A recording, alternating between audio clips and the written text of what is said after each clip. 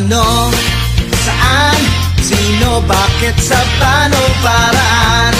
Minsan, ang swerte mo nasa paligid lang. Ang buhay ay ganyan, nasa palad mo ang pagbabago ng takbo.